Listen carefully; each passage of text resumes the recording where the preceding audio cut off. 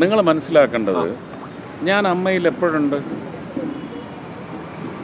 അമ്മയിൽ നിങ്ങളിത് പോയി ചോദിക്കുക, അല്ലെങ്കിൽ അമ്മയിൽ നിന്ന് ഞാൻ ഇറങ്ങി വരുമ്പോൾ എന്നോട് ചോദിക്കുക. ഞാനിതൊരു നിങ്ങൾക്കിതിൻ്റെ വിശുദ്ധി അറിയില്ലേ?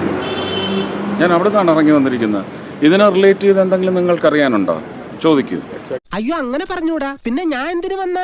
ഞാൻ എൻ്റെ ഓഫീസിൽ നിന്ന് ഇറങ്ങി വരുമ്പോൾ എൻ്റെ ഓഫീസിനെ സംബന്ധിക്കുന്ന കാര്യം ചോദിക്കണം. എൻ്റെ വീട്ടിൽ നിന്ന് ഇറങ്ങി വരുമ്പോൾ എൻ്റെ വീട്ടിലെ കാര്യം ചോദിക്കണം.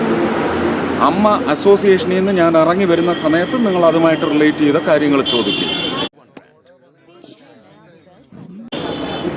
പ്ലീസ്. ഇതൊരു വ്യക്തിപരമായ സന്ദർശനമല്ല. ഇത് നിങ്ങളുടെ തീറ്റയാണെന്നാണ് ഞാൻ മനസ്സിലാക്കുന്നത്.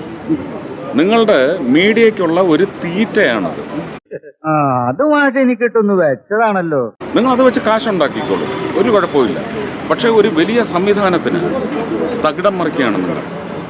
ഈ വിഷയങ്ങളെല്ലാം കോടതിയിലുണ്ടെങ്കിൽ കോടതിക്ക് ബുദ്ധിയുണ്ട്, കോടതിക്ക് യുക്തിയുണ്ട്, കോടതി തീരുമാനമെടുക്കും. പോയിന്റ്.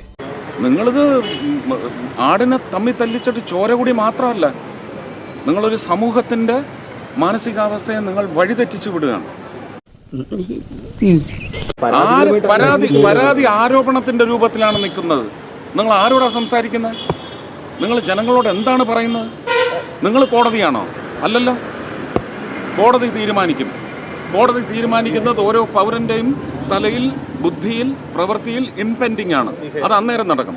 നല്ലോണം കിട്ടിയോ? സാമാന്യം ഭേദപ്പെട്ട രീതിയിൽ. ഞാൻ പറയാനുള്ളതെല്ലാം പറഞ്ഞു കഴിഞ്ഞു. അന്വേഷണം നടക്കട്ടെ. കോടതി പറയും. എന്താ പറഞ്ഞ? നിങ്ങൾ പിന്നെയും ഇങ്ങനെ കുത്തിക്കേറ്റാതെ. നിങ്ങൾ ചോദിച്ചു, ഞാൻ പറയാനുള്ളത് പറഞ്ഞു. Thank you. വണ്ടി കിട്ടോ